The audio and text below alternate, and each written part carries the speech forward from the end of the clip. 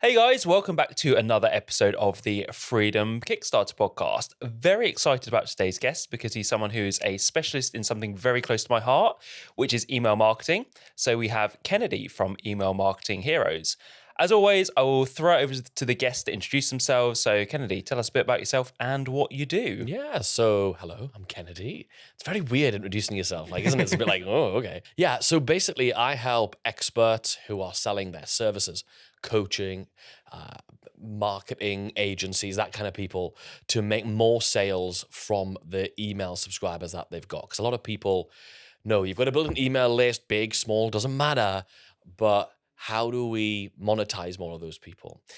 Building an email list, there's so many different ways of doing it, right? But how do you actually get more money out of the email list? And that's really what I'm about. So my background basically is that I used to use psychology on stage to combine it with stand-up comedy to make it look like I was reading people's minds. If you've seen Derren Brown on TV, imagine that, but like sort of stand-up comedy-ish, a bit more sort of that way. At conferences all around the world, great times for about 15, 16 years. And now I take those skills and I help people convert more people from their email list to customers using the same skills in their emails. Love it. So in terms of your background, do you think that's helped you with what you do now? Because something I've noticed is that often the best copywriters are actually the people who have very diverse backgrounds, maybe worked in a lot of industries. They're very much people to a degree. Do you think then it was kind of a natural progression for you to go from what you were doing to what you do now? And has that helped with getting better results? Well, I think with my background being in, I've got to get on stage and I've got to make this work. And all I've got is the skills that are in my head. So it's not like, oh, you put a landing page up or you send an email out and, oh, it doesn't convert. When in front of me, I've got 4 staple guns. One of them is loaded. 3 of them are empty. And I've got members of the public firing them into my face. It's got to work. So the consequences are pretty high. So the skills that I've developed have been like, this has got to work. So definitely the psychology stuff, influencing people, and also like presenting yourself, right? So I've spent like 20 years now on stage, talking to people, talking to groups, figuring out how do I engage people? How do I get people to listen to what I've got to say? I think those skills are definitely invaluable and give me that unfair advantage. And I think we've all got an unfair advantage.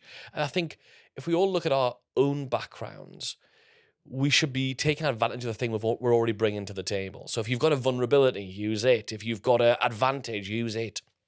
I have an advantage that I've spoken and communicated for 20 years professionally. So I'm definitely going to leverage that. That's why I've got my podcast, the Email Marketing Show. Or that's why I use comedy in my emails, because if I didn't do that, I'd be like wasting and just saying, why did I spend 20 years doing all of that stuff? So Yeah. Absolutely. And I know that very much like me, you're a big proponent of email marketing being basically the number one driver of sales, I'm guessing. But one thing people say to me all the time is, oh, well, email marketing, it doesn't work that well for me. And I get all my business off social media. So what would you say to those people who are thinking, email's nice, but it's kind of just an afterthought? yeah, and I totally hear them. Like you hear about, I've tried email marketing. Well, what we've got to remember is, look, if you had a child, I don't have kids, right? But if anybody who has a child, the child's learning to walk and it keeps falling over, right? It's getting up again and it's falling over. It's getting up again. It's falling over. How many times does the kid fall over before you go, I don't think walking's for you, son? You don't. You just go, you're going to fucking walk. That's what you're going to do, son, right? That's what's going to happen. So it's the same with email marketing. If you look at the people who are really successful in any industry, most successful coaches in the world, they bring people to their email lists. Tony Robbins, Mel Robbins, those people are driving thousands of people to their email lists. And they also happen to be extremely successful. Is that a coincidence? Probably not, because they're super smart. If you look at the smartest people who are making the most in online course sales, look at Amy Porterfield, right? Amy's list, she says, and she said this on a webinar she was doing the other day, that her email marketing, her email list is the number one driver of sales. This woman's made $100 million online. Like, she knows what she's doing. So, yes, you might have sent some emails. We've all sent some emails that have done not very well. That doesn't mean email marketing doesn't work. It just means the way you've attempted to do it hasn't worked. You've fallen over, but the answer is get up, keep going. And if you look at everything that happens in your business, right? If you look at anything you want to do, Let's say you want to launch a new podcast. So when I first launched, I'm at 300 episodes of my podcast, audio only, and then only, I don't know, maybe 12 episodes or something of the video version of the email marketing show. So we started putting it onto YouTube. Great. How did I get my first surge of people to come and watch the video version of the email marketing show? Well, I sent an email to my list. If I want to launch a new offer, I send an email to my list. If I don't know what to offer, if I'm like, oh, I don't really know what to sell people, I could put together a really short survey and find out what people are struggling with right now. And I could, I don't know, send it to my list. Literally, there is not, if you want to collect feedback, if you want to do research, if you want to promote somebody else's product, maybe as an affiliate or a partner, every single thing you want to do in your business, whether it's make sales, have an impact, create relationships, create community, bring in clients.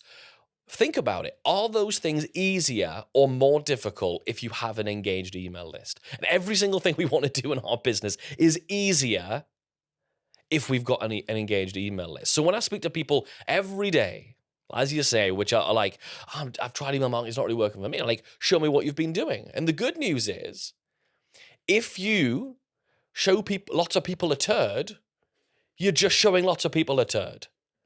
And the reason, and I'm not just like saying, oh, your email marketing is shit. I'm not saying that. What I'm saying is, it's not your fault. Because what most of us do is we learn everything we do from looking at what other people are doing.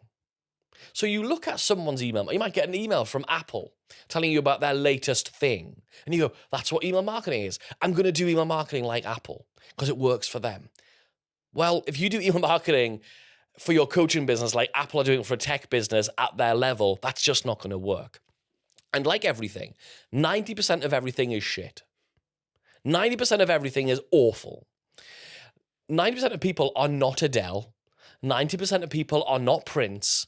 90% of people are not whoever, the Jenna Ortega. No, those people are not those people. There is always a very small minority, that 1%, who are brilliant at something. So if you're just copying what you're seeing other people do, it's better than not doing anything, for sure. But how do you know what they're doing is working? Like if you're on my email list, like a lot of copywriters are on my email list, and I see them copy my stuff. But the problem with that is you don't know whether I'm doing a tried and true thing or I'm doing a new experiment. You don't know. I know. and I also know all the things that are going on in the background. So 90% of everything is rubbish, but if you can find the one thing, the methods, the strategies that will work and are universal, that are sitting underneath all of those things, that's when it becomes really powerful. Gotcha. What would you say then? So let's say I'm someone who's got a list, maybe it's 100 people, let's say I've just gathered those from social media. Maybe I'm a copywriter, maybe I'm a consultant, maybe I've got another business. What would be your first few steps to actually starting to email the list and to make sales? Let's say I've got a product as well, it's a coaching program. How would you go about nurturing and selling to that list? So the first thing I want to do is check how long is it since you spoke to that list. If it's been a little while, you've been busy, you didn't really know what to send, whatever reason, life happens. Like we've all got stuff to do, right? So the first thing I'm going to do is reintroduce myself to the list. I'm going to say, I have a campaign that I teach called the Terrible Friend campaign, right? And it's where you basically show up with one email that does there's a whole bunch of psychology in this email, as you'd expect from me. The first line is, hey, I've been a terrible friend. And immediately, remember, this person hasn't heard from you. So the biggest number one reason that people unsubscribe from emails is because they don't recognize the sender. It's not because they get too many emails, none of that stuff. It's not because the subject line was bad. People think the subject line is the number one thing that gets your emails opened. It's not. That's a myth. But but you show up and you have to reintroduce yourself. You have to say, look, this is why you don't recognize my name. It's because I haven't been around. And then you have to remind them that it was them who put themselves onto your list. You didn't scrape them off the internet because that guy inboxed you saying he could scrape a bunch of email addresses and help you build your email list. And he's been sliding in your old DMs. So what you're going to do in the next line, you're going to say, hey, I'm really sorry I've been a terrible friend. A little while ago, you joined my email list. Not I scraped. Unless you did, in which case you're naughty, you need to bloody behave. You join my email list to learn, and then the thing you teach. to learn how to be a great podcaster, to build your copywriting practice, whatever that's going to be. That's first of all said you've opted in, and then they're like, did I don't recognize your name, I don't remember it. But then you mention a topic that they know they are interested in. So if I get an email that says, hey, I haven't been in touch for a while, you join my email list to find out how to be an A player in the NFL, I'm going to be like, this is bullshit. I did not, because that's not happening. If it was like how to eat pizzas and kebabs, I probably did sign up that list. So we've got that next line in there, which is that familiarity. So all we're doing at every step of this email is we're defending against that spam report. And now you can tell them the plan. I haven't been in touch for a while. Stuff happened. Life got in the way, but here's my plan. Because what we have to remember with all of our audiences, and you can apply this to all of your marketing, all of your copywriting, is our audiences are wandering around in the wilderness without a plan. Because if they had a plan, they wouldn't need you. And they're wandering around the wilderness without a plan. And when they say you, and you're holding the map in your hand aloft going, it's this way to the Pirates of the Caribbean ride, they're going to go, I'm going to follow you. Because you've got the map. You're the man with the plan. So when you're able to do that, and you say, hey, so this is my plan going forward in this email, you're saying, I'm going to be emailing you 3 times a week with some tips, insights, ideas, inspiration to help you to the outcome you get, people. And by the way, if that sounds like hell to you, you can click here and unsubscribe. And you put the unsubscribe link right in the body of the email because, again, a spammer would never do that. So that's just one example of going into quite a bit of detail of how to reintroduce yourself to your list. But it's really important to understand the psychology of what we're doing at each point of that. Once you are reintroduced to your list, or maybe you haven't abandoned your list for a while, important things that we're going to be doing with our email list are going to be making sure that before we just spring a new offer onto people, we're going to do what I call a bed campaign. Before I go into a brand new offer, I use a bed campaign. And the bed campaign stands for beliefs, evidence, desire. They're the 3 things that we're going to build up in someone's mind. For example, let's say that I did a promotion fairly recently for somebody else's product. Rather than create my own product, found somebody else's product, which was a great product. It was an automated webinar product. It was a piece of software. I thought, that's really good. Got in touch with the guy who ran it and said, I'd love to promote this to my list. What commission will you pay me for each sale? Because no risk to him, therefore. And so what's the deal? So we struck up a deal. And I thought, well, I usually email my list about email marketing and psychology and conversion and all this stuff. I can't show up tomorrow and be like, right, webinars, what do you think? Because they're going to be like, what are you talking about? It's too much of a U-turn. It's too sharp a corner. So what I do between today, which is email marketing, and in a few days' time, I'm going to be talking about webinars, is I send several emails which build up new belief, evidence, and desire, so that by the time I do talk about the webinar software, I get replies, which I did. I was literally sat on my balcony on my vacation, my holiday in Barcelona with my girlfriend, and I'm getting replies to this email, which were like, God, I'm so pleased you mentioned this product because I've been thinking about webinars a lot recently. And I'm like, really? I wonder why. It's because I've been changing the direction. Okay. A bit like in TV production, they'll pan to a new shot. We're controlling the narrative of where everyone's looking. I was looking at email marketing. Now I'm looking at webinars. We're changing that frame. So the beliefs, evidence, desire emails, and that could be all done in one email.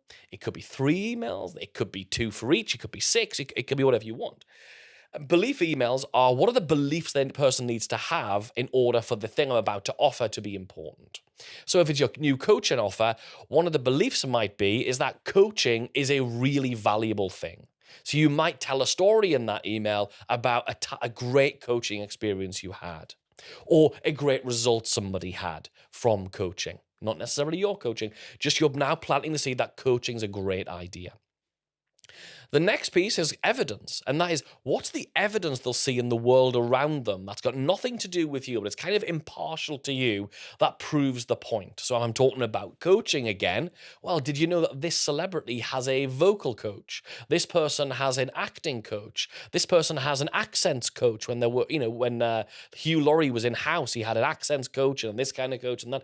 Oh, that's really interesting. Okay, good. So now we're building up these stories of, oh, coaching is good. And there's evidence from these third party places.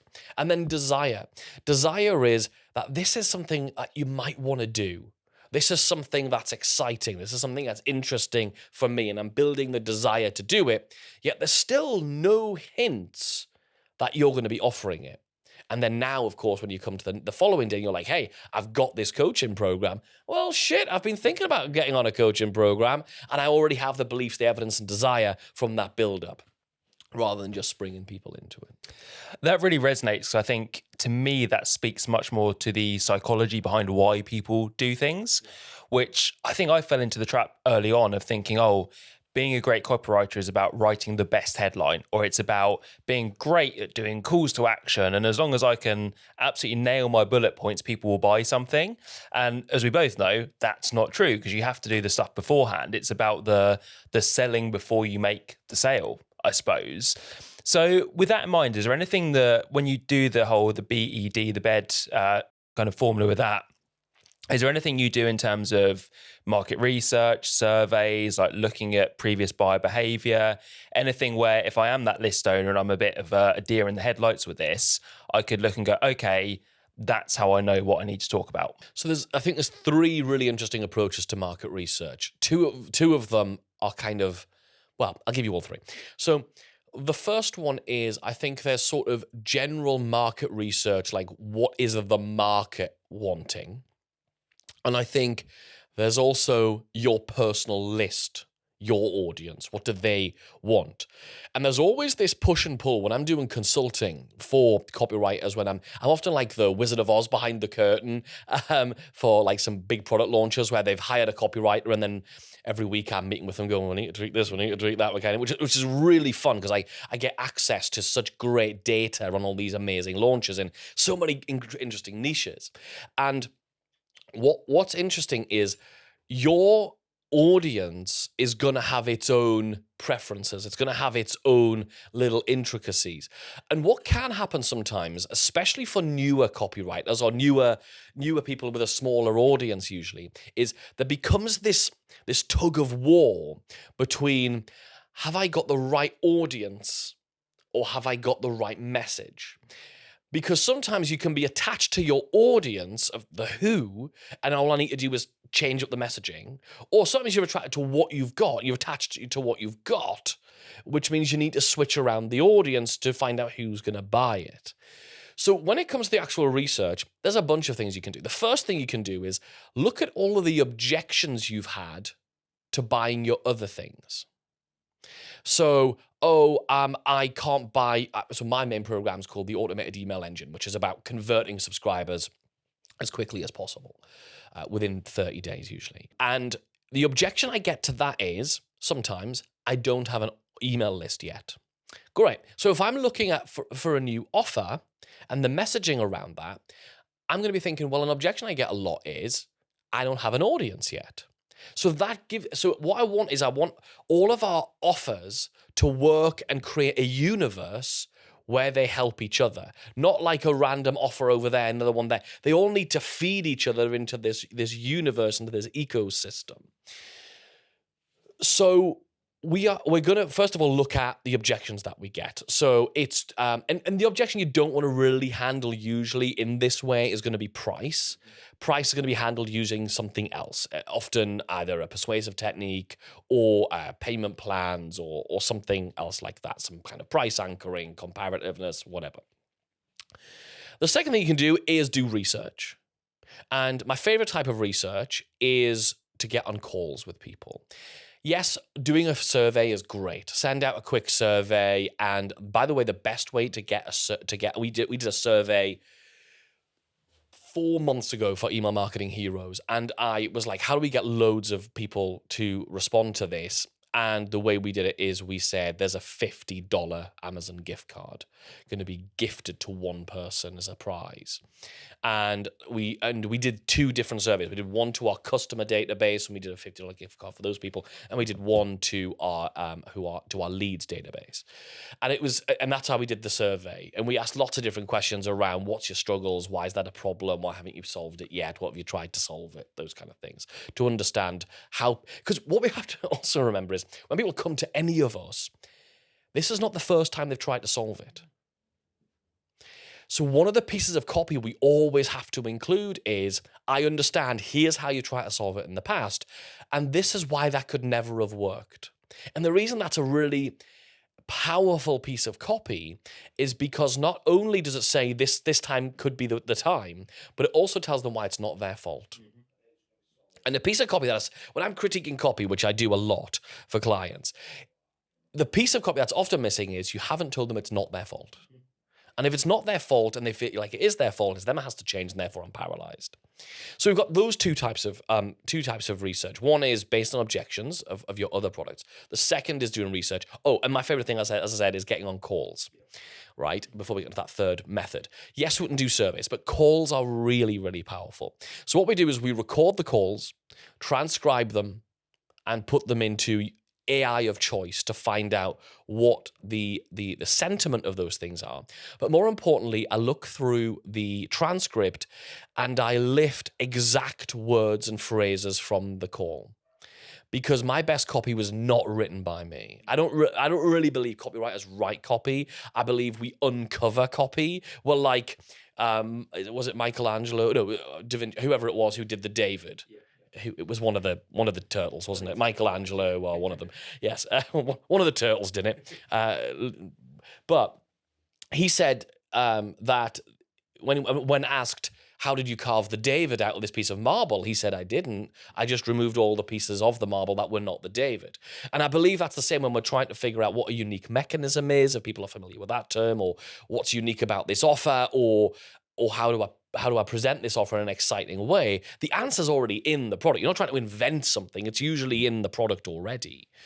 So that's what we're trying to do. So when we're on these interviews, I'm literally capturing phrases. Like there was this one woman I got on, she was a customer, and I said to her, like, what is the biggest discovery you've had since joining the automated email engine program? And she said, I didn't realize she was using ConvertKit as her email marketing platform, because we work with people who are using everything. And she said, I didn't realize how much I was wasting my ConvertKit subscription. And I'm like, well, that's going in every ad and every headline ever, because this idea of waste is really, really interesting and triggering for people. So the best copy really is discovered. It's not really written and created. And for us as writers, we have to string them together into something that sort of makes a bit of sense and put them in the right order and have structures for doing that. The third method for this, I think, is the most interesting. So about 3 years ago, I got an email from a legendary marketer, I'm a big fan of, called Todd Brown. Todd Brown's was the marketing director for Rich Schefren. He worked with the Agora companies, real big hitter. And I got an email inviting me to sit in what he called a copywriter's, what did he call it? A copywriter's lockdown or a copywriter's lock-in or something like that. Right, copywriter's lock-in, I think it was. And to do that, it was fly to Florida. Okay, so we flew to Florida and spent a few days in this mansion house they'd rented with the who's who of copywriting. I'm the only person I've not heard of, right? Perry Marshall was there. John Benson, who invented the sales video, the VSL, he was there. Rich Schefren was there. Just the who's who of the best copywriters in the world. And there was this one guy I'd never heard of. And these people are making these campaigns in copy, which are making hundreds of millions of dollars. And there was this guy called Peter Kell, who I've never heard of. Have you heard of Peter Kell? I've seen him speak at a conference a few years ago. There you go. So I was like, who's this guy? Turns out he writes a lot of the VSLs for Mind Valley and makes, a lot of money for those people. And so everyone's chatting and talking about their technique for research and all these different things. And then it sort of came to Peter, and Todd, who was hosting the event, looked at Peter and said, "What do you think?" And the whole room really hushed. And he said, "I don't do any of that stuff." And I'm like, "What?" He doesn't ask customers. Like, no. His technique is if he's entering a market, he goes and finds the best performing, in his case, sales video, finds the best performing one, studies the hell out of the one that's working, and then just does a better version of it. Because none of us need to be the best copywriter in the world. We just, if we're in a market and it's competitive, we just need to be, 2% better than the one that's working the best? We don't need to be 100%. If the current one is at 60%, we don't need to be 100%. That's a lot of work. What we need to do instead is be 62%. So I think a lot of us are guilty of not really looking at what's working. We will spend a lot of time asking our audience what they want. How many times have you asked your audience what they want and then they don't fucking buy it? You're laughing because it's true. So actually, a lot of the time, and the reason this happens, why does this happen psychologically? The reason this happens psychologically is because our audience, with respect to every one of our audiences who are lovely, who pay us well, because the fact that they're our student, it means they're not qualified to answer the question. Because if they knew the answer, they wouldn't be our student. So what do we do instead to fix this? To fix this is we look at what is working. So if you want to run a new front-end funnel from Facebook ads, don't find out what your audience wants. Go look at your competitors in the marketplace, see what they're selling, and do that. Because they've already spent time dialing in that offer. They've already spent time figuring out probably all the things you think the audience want, and you're now going to go, my audience knows better. No, that's not true.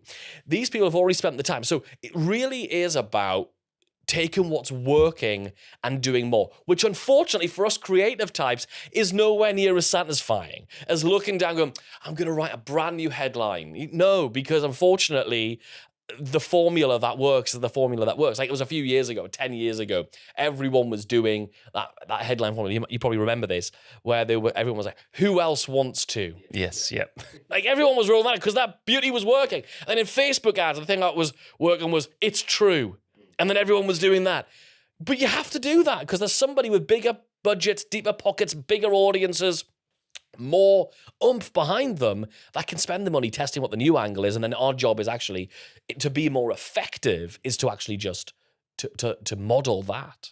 Yeah, 100%. I think touching back on the research point you said, I've always been amazed how many offer owners, list owners, even copywriters, however you want to call it, are unwilling to do that stage of speaking to customers and clients. It's like I deliberately put on a couple of free events every single year for customers. One, because I just like to do it, but also because it's such a great chance to talk to people, to have honest and open conversations about why they bought, maybe why they didn't buy something else, not as a grilling, just as a general chat. But in my mind, it's almost like so many people want that laptop lifestyle, so to speak, that they're like, oh, I don't want to get on the phone. I just want to sit here and write emails. I can't meet my customers. Do you think that maybe actually we need to go a bit more old school with it and actually, pick up the phone and meet people and chat to them to have those sort of human interactions a bit more? I definitely don't think we need to. I definitely don't think any of this is a need. I think, look, if we wanted to be told what we have to do, we'd go and get a job, right? So if you really hate talking to people, Christ, don't talk to people. If you you really enjoy talking to people, you enjoy being social, having people around you, chatting with people, having these conversations. That's why you host this show. Then that it speaks, it makes perfect sense that you would want to do that. Should we do it? Maybe. But if you can get the same information and get great results without doing it, then I absolutely think do that. And I think with AI now, I think a great use of AI for offer owners, for copywriters is in that research. Because a lot of the AIs are plugged into, if not owned by, social media platforms, which understand the psychology of our buyers, of our potential buyers, of our audiences better than we ever could. So I think a lot of AI is really moving towards predictive behavior. So there was about 2 years ago, no, maybe a little longer than that. We spoke with Rich Efron before. He texted me and said, try this GPT. Or I don't even know it was a GPT at the time. It might have just been like a prompt. And I was like, okay, what's it going to do? And he had developed a way of preemptive split testing. I was like, what is this? He was like, well, put 2 options in, it'll tell you which will win. And it was correct about 80% of the time at the time. I mean, this is where it gets really, really interesting. And, I saw an ad on the way here today when I was on the train down, where it was about using AI to do preemptive cash flowing and an analysis of whatever the heck it was. And I think that's where it gets really interesting. But do we need to get and do research? No, we do need to understand the market. But what we really need to understand is what's the pain. And what's the pain that's urgent right now? I think a lot of people's offers are underperforming, whether it's selling your copywriting services or it's doing the actual writing for a client's offer. I think they mostly underperform because you're not solving a problem that is urgent for people to solve now. They're solving problems, yes, but is this a problem somebody wants to solve right now? Because we never do thing number 2 on our priority list, right? We do thing number 1 over and over again. The only reason that your kids are not still standing at the school gate at 9 o'clock at night is because you were told it's 3:30, you have to be there.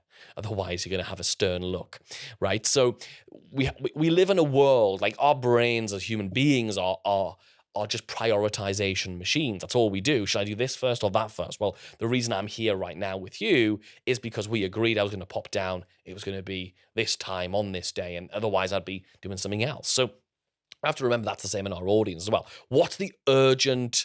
It's called the bleeding neck problem. Like, what's the thing that people are wanting to solve for right now? If you solve that, it's that whole starving crowd old thing. Like, there was some guy, was it John Carlton or somebody, was asked, like, he asked in a copywriting class, like, how would you sell more hot dogs? And one guy was like, I'd have better sausages. And another guy was like, I have better buns. I'd have a cheaper price. And he was like, you're all wrong. I would have my hot dog stand next to a starving crowd, because you can have mediocre buns, sausages, onions, higher prices. If you've ever been to a concert, right? It's mediocrity for astronomical prices. And because you're bloody starving, you're like, well, that's kind of how much it is. That's what most people are not achieving with their offers. And so I think research is needed, but it's only needed to identify those things. I think what the mistake people make with research is how many times have you bought a course and the first module is do your customer avatar? And I'm like, oh my God, shoot me in the head. And I'm like, almost like I'm trigger happy on the refund button. I mean, I don't do it. I refund anything. But I'm like, what is this? Because for most of us, doing a customer avatar is kind of just writing fiction. A customer avatar usually comes after you've sold some stuff, to try and find the commonalities between real people. Otherwise, all you're doing is writing down a nice fairy tale of a character you could write in another book, in a fiction novel. So that's where that sort of customer avatar thing doesn't really work in the way that some people have sort of misunderstood it. And it really needs to be, okay, these are the kind of people who buy from us. Let's find more people like that. Yes, because it's a buyer avatar. That's the point. How do you tackle then an offer that may be a bit more aspirational? So the bleeding net pain point is not as obvious, it's not as urgent. Like, we know people buy stuff like that. What's your approach then to getting that urgency, getting that sort of demand in play if there's no obvious, like, oh, my marriage is falling apart, or I've got a hideous stomach ulcer that's keeping me up at night? Can you give me an example of an aspirational offer? So I'm going to might go more into a product here, but I think a lot of the fitness culture nowadays kind of sells more of a lifestyle, more of an aspiration. I mean, you see the grossly overpriced, in my opinion, like fitness clothing, 100 quid for a pair of leggings, let's say. That's, apart from maybe I've got a flat arse and these are making it look a bit better, that's maybe the bleeding net pain point. But there are other things that you might do with something like that to get people to go, yes, I need that, I want it now. So the way these products are sold actually is not based on that need. It's based on a need for recognition, belonging, and significance. So anything which is like, I have a very overpriced, some would say, water bottle that I drink out of. Why do I do that? Probably because I'm compensating for my massive real lack of confidence or self belief or something. I don't know, but I think we all buy certain things for obviously for different reasons, and one of them is significance. One of them is belonging. So, for example, you might take certain supplements, and there might be a branded supplement. So I take some branded supplements. Why do I do that? Because I feel like I'm doing my best for myself. So it's a sense of belonging to that. Like a great example of a brand who's done this with a product is Huel. So that drink, which is maybe healthy, potentially healthy, I don't know. But what they've done is they've created a sense of community and a sense of belonging within that. So how have they done that? Well, they've labeled their community Hooligans. And as soon as you get your first Huel, you get a t-shirt, because that's what you get when you join a cult community, right? So they're using these same things of like, how do we create a sense of belonging? Another thing, like with the leggings that make you look like this, like Lululemon's a great example of having created status. Like you see somebody in the gym, all their photography, all of their video is all about this person is high status and they're wearing Lululemon, not by accident. It's like one of the most amazing things in the world in advertising is advertising aftershave on TV. Like, that should be impossible. But what we do is we associate it like, if I wear Visage, I'm going to look like Johnny Depp. Or if I wear the one that David Beckham promotes, I'm going to look and be as fit and healthy as him. And so it's literally about identity rather than your sort of more traditional like bleeding neck problem. And they usually are more of a brand play. They're way less direct response unless you can tap into someone's inadequacy. So one of the clients I consulted for behind the scenes as that sort of wizard behind the curtain was in what is that space officially called? It's in the I'm paranoid the world's gonna end, like survival a prepper sort of type? Yeah. prepper kind of space. And so the client comes on and he's like, I'm right. He's a high-end copywriter. I'm planning this launch for this new thing, this new community they're launching in the prep space. And I'm like, cool, let's have a bash at these emails. And I'm knocking out these emails. And the guy's like, do you write in this space already? I'm like, no, but it's so easy because we're talking to these fears and paranoia. So like, do I like writing from fear and paranoia? No. Does it work? Yeah, unfortunately it does. So one of the big psychological principles I really love to employ is this idea of the great unknown. So there's an offer we have coming up, which is like there are 18 different elements in an email that will make or break your emails that most people don't even know exist. Okay. So now as a copywriter, you're like paranoid. You're like, am I missing out one of those 18 things? And that's what the whole offer, I was literally writing on the train down. So I call it it's something like I've come up with like a unique mechanism. I call it like my email source code. It's like the thing that sits underneath everything. So it's like, oh my God, there's these 18. So you can still appeal to paranoia, but without like being a dick about it. You can still say there's this thing you don't know. It's almost like parasitic in a way. It's like there's this thing you don't know is there, but it's draining your energy. It's killing your gut. You see it a lot in, I turned 40 2 years ago now. A year and a half ago. And so as soon as you turn 40, apparently my testosterone's dead and, my hair's going to fall out and all these, I'm going to get cancer of the kneecap or, my entire life is over. So all these ads I'm getting, my girlfriend's going to leave me and here's how I date. And even if you're an ugly fat man and oh God, and they're right. No, but they do appeal to that paranoia of, what does this mean about your masculinity and your testosterone? The reason for all the problems in your life, the fact that you lost sleep once back in June, is because your testosterone's through the floor, and you go, oh God, it must be that. It's this creating a considerable amount of doubt. That's where we can go, and then what we do is we amplify that.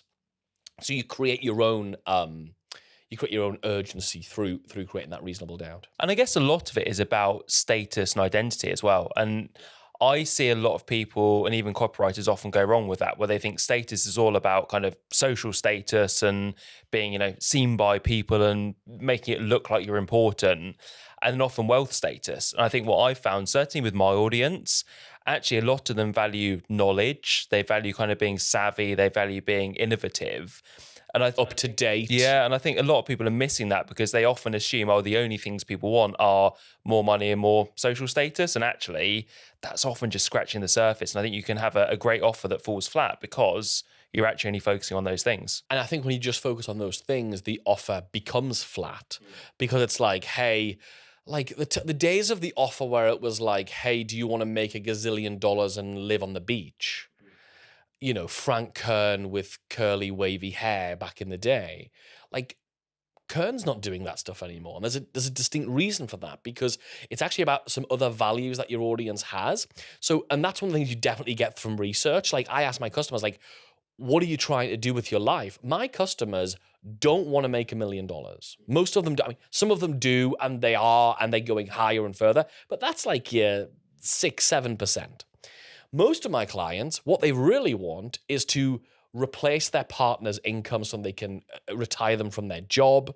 So they can, another motivator that I deal with a lot is, I want to prove that I'm right and my family can't turn to me and say, told you that thing was a bit of a silly idea. Like, they want to avoid that, because let's remember what the biggest emotion, the most powerful emotion that any of us have is shame. So and what I definitely don't want to be doing by sharing that with people is saying, hey, I don't want to like weaponize you and say, go out and stop, shaming people. 100% not. What we want to be doing though is showing people, if possible, hinting at that this might help you avoid the shame of something. And that might be the shame of, so we have a client who does who teaches men like bedroom performance related things, shall we say. He can push on shame quite easily, whereas you might think, well, how does a coach who helps people, we've got a wonderful coach called Emily, who teaches people how to draw and like doodle and in notebooks and stuff as like a therapeutic thing. It's beautiful. It's wonderful stuff. Low ticket item, really great, doing very, very well at using our frameworks. How would you possibly put shame into that? Well, there's shame around, I'm an adult who's doodling. Am I a loser? Am I a child? Am I sad and lonely? And removing shame is a really, really powerful thing for any of us to do. I found it interesting recently that I just finished a product launch, and one of the things I thought was, I've been getting emails from people saying I'm a bit bored with business, I'm not as excited as I used to be, it feels like a bit of a slog. And I'd been feeling like that about a year ago as well. And then sort of did a few different bits with how I acquired clients, how I work with them, and have basically this year had a lot more fun. And I thought, do you know what? I think that needs to be a message in this campaign. And that was the number one piece of feedback I had from people who'd bought, was you could tell you're excited in the webinar you did. I'm feeling excited myself from buying this. And it was interesting because there were no huge income claims in there. And I did sort of think beforehand, is this just going to kind of be one of those where people go, oh, that sounds nice, and then pass on it? But no, people really seem to resonate with fun and excitement. I think that's because for me in my business, I've kind of built those as values, as in, if you've got a shit client, get rid of them. Like, if you're doing work that doesn't light you up, yeah, there's some times when you have to, but for the most part, if you're not enjoying 90% of your work, my philosophy is get rid of it. That approach might not get you to 5 million, 10 million a year, but we don't care. That's not my people. And so it was just kind of good proof of concept, I guess, that actually knowing those values, knowing what matters to people, as we've kind of said, that's actually what makes people pull the trigger on buying. It's not necessarily these huge ostentatious wins or very specific, very tangible outcomes. And I think what we have to remember during any kind of offer is that we've got different people who buy for different reasons. And one of the things I talk about in our main programs are the 5 buyer triggers that cause people to buy. And you've got some things which are like aspirational motivation. And that's when you tell the stories or share the figures of big numbers. Okay, yes, we've got Kay Marie. She made 500 grand using this system. We've got Andy from Australia. He reused something we created for him and he made $140,000. Them stories have a purpose, which is, wow, that is cool. And it also plants that seed of, if I could get a percentage of that, 20%, 40%, 10%, I'd be over the moon. That's the first type. The second one is the relatable one. So in my webinar, for example, I tell the story of Kay Marie and I tell the story of this other person, but then I also say, hey, we've also got this awesome other guy called Brad. He teaches Christian musicians how to get their music in front of more people. And he did this and made 10 grand in a weekend. And you go, well, that's great. Still a bit aspirational. Then I tell another story. Hey, here's this other person. They've got a $3 a month, I think it is, or $9 a month membership, micro membership. They did this. They made $1,000 in a week. We're showing this of going, well, that's the small end. That's the big end. That's really interesting. So you've got those two reasons. And then you've also got the kind of the what do I want to feel from this? Because obviously we all buy when we feel things. We can't buy until we feel. So there's all the feelings around how I'm going to feel around it. So I'm going to feel like for example, what I sell through our programs often is people want to feel like their income's predictable and reliable. And I think a lot of coaches, a lot of copywriters, a lot of course creators and membership site owners, experts, let's call them, I think a lot of people feel like their income is like up and down. They don't really know where it's coming. Actually, the thing my product is really good at doing is stabilizing that. So you know that when a new lead comes in, a new person joins your email list, within 30 days, there's a damn good chance they're going to have bought. And so I'm speaking to certainty. When do you speak to certainty? When the world is uncertain. And we have to remember that all of our audience, and I think it's a really important point for all of us, when your audience look at your offer, they're not locking into just your offer and the rest of the world fades away and disappears and their memory gets erased and wiped. That's lunacy. We have to look at what's going on in the rest of the world. Therefore, what is the desire? What is the gap? What is that little hole that's created in their heart and in their belly? What is that? And so if we're living in an uncertain world, which I feel like since COVID, it's just literally been, and here's some more uncertainty for you, because what's happening over there, and what about over there, and what does that person really mean, and that person's left, and that person's, it's all like this uncertainty. So if you can show up and present certainty, and then people can find some solace in that, they go, well, here's a bit of my world that I can control when everything seems like it's wildly out of control. Yeah, 100%. And something I wanted to touch on as well is you mentioned it briefly earlier about research, was AI. And I'm probably opening the floodgates here to all manner of different opinions, but where do you stand on this? And we can take any direction you want, if it's for copywriters, for business owners, as a general concept. Like, what's your lowdown on the situation with AI?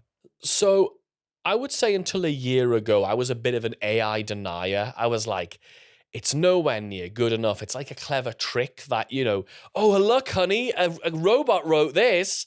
Good, but it doesn't make it good. It's clever that it did it, but it wasn't good enough to send. I think what's happening, if you look at AI as writing, let's take a great example. Sorry, I was talking about on the way here. Your newsfeed on Instagram, Facebook is full of AI-generated ads. The creative is AI, and you know it's AI. And there are lots of people teaching how to use AI for creating ads. And what does that mean? It means everyone who's been doing that for a while is seeing their CPMs, their results going crazy. Like, it's horrible. So it is now swinging the other way. So the thing I'm going to be doing over the next week is filming ads of me in the videos, because AI can't really do that very well yet, and real photographs. And I just think when something becomes saturated, you have to swing the other way with that thing. And that's just what we always had to do anyway. It's just that AI is the new thing. Like there was a point at which webinars were like hot property, and then people got sick to their back teeth of attending webinars and learning nothing and getting pished at the end after having no value, which is why if you do a webinar, I believe it has to have a lot of value that people can use regardless whether they buy or not. That's my methodology. I always want to make sure people leave and can actually go and implement stuff.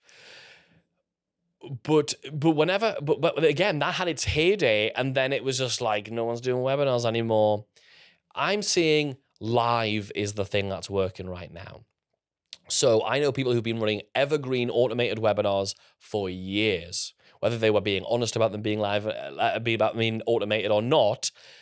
Some people were, some people weren't. Some people were saying about just an on-demand presentation. Some people were pretending it was live and using clever technology. All that stuff's all cool. That's fine.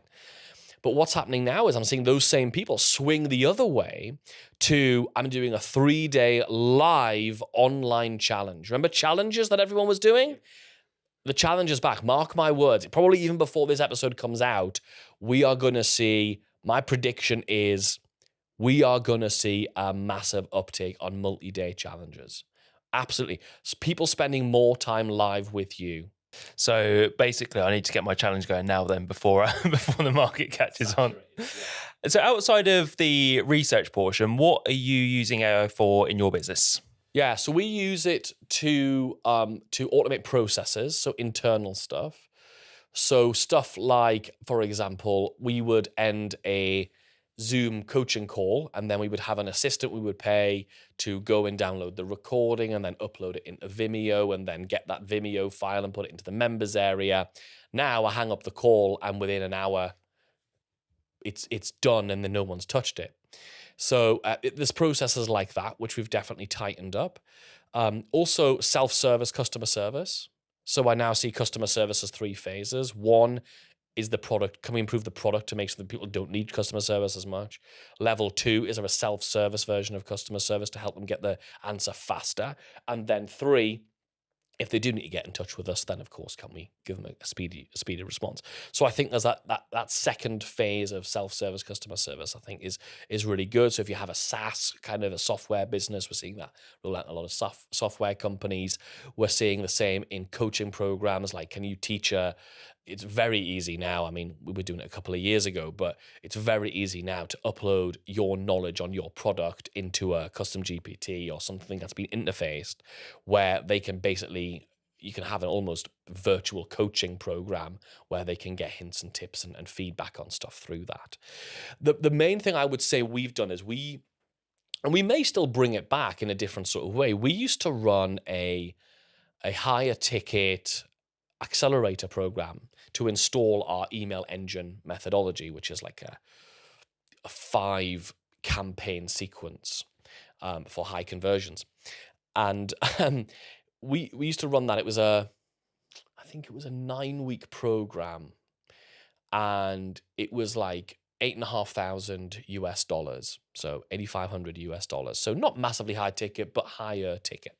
Now we're able to deliver that program without the need for coaching because we've trained AIs and GPTs and other tools that we've custom built to do the bits that needed teasing out of people. So in one campaign, we would have somebody do a certain piece of research and come up with some decisions, and we would coach them through that decision-making process. Now we're able to have an AI that says, hey, just copy and paste your sales page URL into this, and the AI will tell you what the best answer is. So something that would take somebody 2 weeks in a coaching program to be coached through is now done in an instant by a hyper-intelligent, artificial intelligent platform. So I think giving customers better results faster, I think in terms of product, important.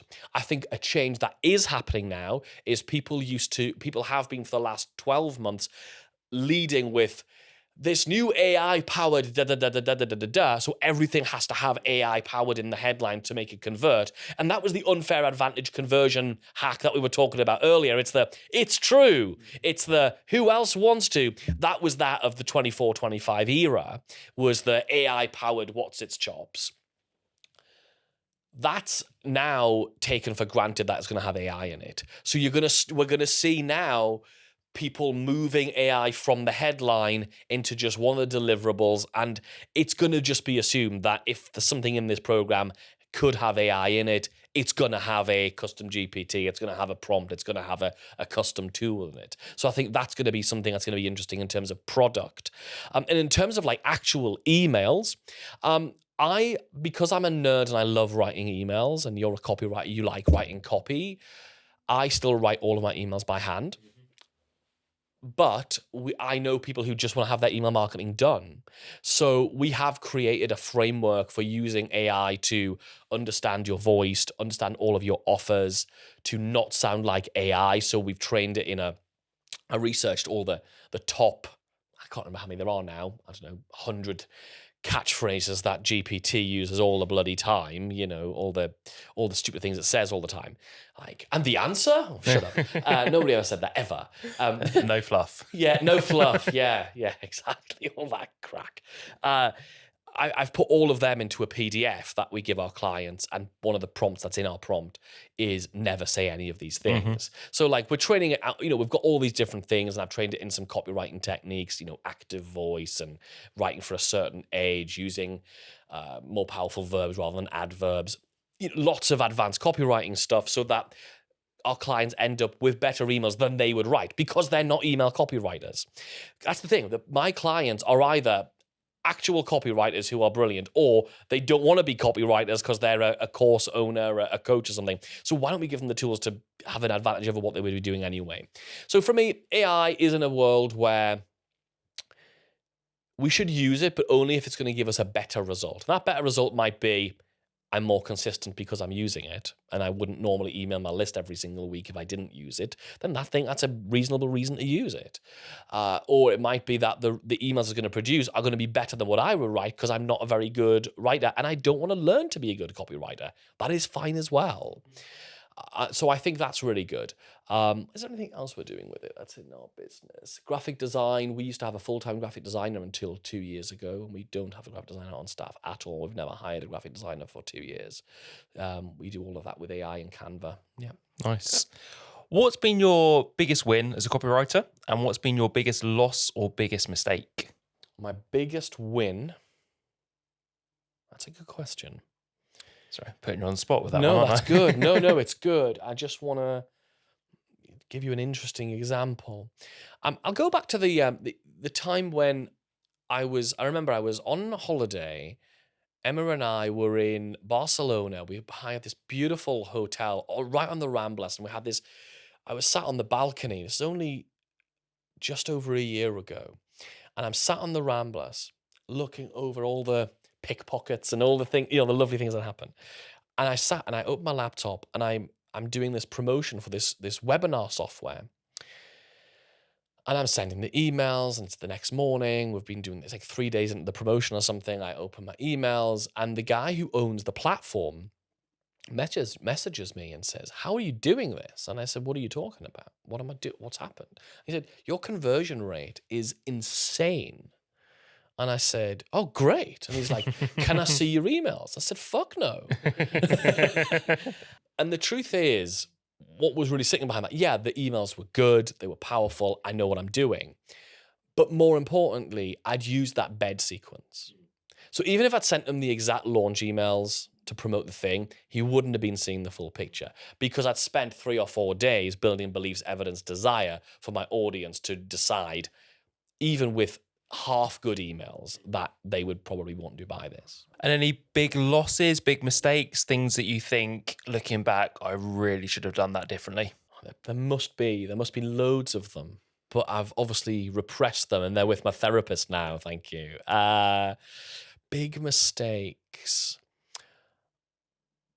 I think a mistake I've definitely made is making the offer too complicated. There's a really important thing in copywriting, whether it's a sales page or an email, and I'm absolutely crazy about it in emails, which is the rule of 1. In every email we write, in every campaign that we give our clients, in our programs, everything, each email should have one point it's trying to make. So it can't be social proof and scarcity. It has to be one point. It has to have one primary emotion. So it can't be anticipation and scarcity. Then that doesn't work.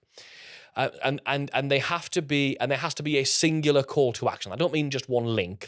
It can be multiple links, but to the same thing. So this rule of one. And so I know that on sales pages when I'm putting offers together, I've sometimes been like, well, I don't know whether it should be this or that, or I focus on the thing that I think is important about this offer. We have a program called the Email Hero Academy. It's an amazing offer, and I'll sort of describe it and I'll show you why I cocked this up. So what actually you get each month is every month, me and my team analyze. So we are subscribed to the top email marketers in the world in lots of niches: fitness, health, golf, self-development, entrepreneurship, you name it, like hundreds of these things. And every month, me and my team analyze their emails from the previous month, so it's bang up to date. And we supply our members in our Email Hero Academy program with a frameworked version of every one of those emails. And we give you enough to send an email every day if you wanted to. So if it's a 31-day month, we give you 31. If it's a 28-day month, we'll give you 28. And so I was like, this is great, because biggest problem people have with sending emails is, I keep sending the same sort of thing. I don't know what to lead with. What should I do next? My stuff comes boring. So I was like, well, why don't we analyze the best in the business? So the framework you're using has already probably produced millions of dollars. And not only is it producing millions of dollars, it did it just last month. It's not like frameworks templates from a year ago or 2 years ago when the world was entirely different. Like, it's a really powerful offer. I was like, this is great. So, okay, I was like, this is what we're going to produce. This is going to be great. How are we going to do this every month? I don't know. We're going to figure that out, because it's a monstrous task with multiple team members, and like, it's crazy. But how do I sell this? How do I frame this offering? And I initially went with the idea of, we analyze the top emails in the business and we give you the framework so you can send them. And I was like, this is great, because that's the hook. It's like, these are the best emails from the best email marketers, the best marketers in the world. You're going to be able to use the same framework. It's going to be great. Nobody cared. Nobody cared. That was too complex a concept. The thing that actually sells is, here's what to send to your email list every single month. Because that's all people really want. And that's the difference between what I thought was good, because I'm on the inside of the jar, and that means I can't read the label that's on the outside of the jar. So I'm on the inside going, we're doing all this really hard work. That's what we do when we put offers together. We put all this hard work together. I'm doing all this really hard work. So I'm going to tell you about this hard work that I'm doing. They don't care. I did some consulting for a copywriting agency. And they said, oh, we're going to do it where it's like we're able to do this offer really inexpensively, because it's a hybrid of AI and human. So like, and I'm going to lead with like AI hybrid writing. And I went, they don't care. They care that every week their newsletter is going to be sent out. And that's what we have to just remember. Like, you know how hard you work? How hard is it to make that little microchip, or to, I don't know, sew that shirt together? They don't care. What they care about is how cool it makes them look. How do you source all the beans for all your coffee? They don't care. There is a market in which they do care, by the way. Yeah. I guess it's that whole, no one wants to see or no one cares how the sausage is made, ultimately. So. Yeah, exactly. Exactly. Buy the hot dogs. Yeah, so there you go. 2 sausage references in one podcast. I mean, hey. Amazing. So we'll wrap up with the final quick fire 5 in a minute. But first, Kennedy, if people want to find out more about you, if they want to hire you, if they want to enroll in one of your programs, where's the best place for them to go? What I've just done is I've just recorded a complete course about my method, end to end, of how I'm able to turn brand new email subscribers from a subscriber into a customer within the first 30 days of being on your email list. And I previously only shared this like inside of paid programs. This is really useful if you want to use it for yourself and enrolling clients for you, whatever your business is, copyright and not copyright, doesn't matter. Or if you want to use that kind of thing for your clients. Either way, I think it's really valuable. So I've put it up at emailmarketingheroes.com/coffee. emailmarketingheroes.com/coffee, and you'll be able to get into it for free rather than paying for it. So we'll put a QR code and a link in the description, the usual things that we do. Yes, we'll definitely do that. Perfect. I should be checking that out. So final 5 questions. Number 1, if you could gift any business, copywriting, marketing, or mindset book to someone, what would it be and why? So my favorite entrepreneurship book is Ready, Fire, Aim by... I had to look it up before as well, and I can't remember his flipping name. I know his real name, but I can't remember his pen name. I can never remember which is the real name, which is it's Mark Ford, isn't it? Michael Masterson? Michael Masterson. Is that the one? That's him, yes. Ready, Fire, Aim. Amazing book. Absolutely amazing book. Love it. Cool. Question number 2, we're going for coffee. I'm buying. What's your order? I don't drink coffee. Fair enough. So it will be a hot chocolate or a tea, but only Yorkshire, none of that Tetley muck. Perfect. Number 3, you're in charge of the internet for a day and you can get rid of any social media platform. Which one are you getting rid of? Which one would I get rid of? I don't care about any of them enough. But I don't like to take things away from people that they enjoy. So I'm not gonna...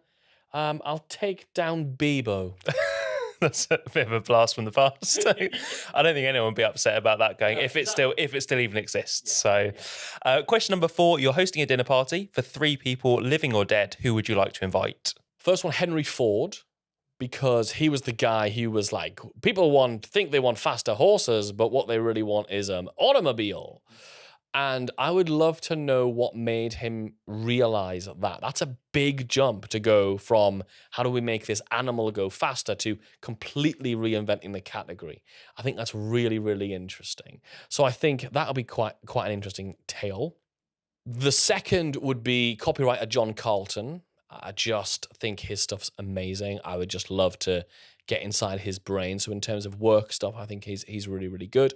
And finally, I was trying to think of somebody who was funny to me, and I really like Julian Clary. So I think, and one of the things I like about Julian Clary, and it's a really kind of strange choice, is his ability to have lasted throughout so many cultural shifts. And to think he's still doing material the way he's doing it, even though the world's completely changed, and still getting booked, still on tour, still able to sort of really lasted time, and being a proper old pro at doing something, I think is just brilliant. Like it. Fantastic. And then final question, if you could give one piece of advice to someone who wants to get where you are, what would that piece of advice be? When you say where you are, where do you think I am? Just in terms of having status and success in your industry, certainly someone who seems to be living a life that aligns with their values, and you certainly seem to have fun and have significance. I guess that could just be entirely my perception. You might be utterly miserable and deflated inside. No, I'm pretty happy. This is going to sound really cheesy, but I think you have to allow space in your life, including your work life, to figure out what you actually want. And I don't mean, and I thought what that used to mean to me was, I have to, when I heard that advice in the past, I was like, so I have to just sit down and do nothing and really map out figuring out what I want. It doesn't really work like that for me. What I have to do is just every couple of days, or maybe sometimes every day, is just go, am I doing what I want to be doing? Am I spending time with people who I find interesting, who I find nice? Am I doing stuff that is fun? Am I living it like, am I going, today I'm going to just get on a train and take a full day out and do pretty much nothing in my business. I might write a bit of copy on the train or whatever, but really not do that much. And can I still do that? Yeah. And do I still want to do that? Yeah. I've got a friend who's bringing her big show to London, doing some cabaret night. Can I just drop everything and go and watch that?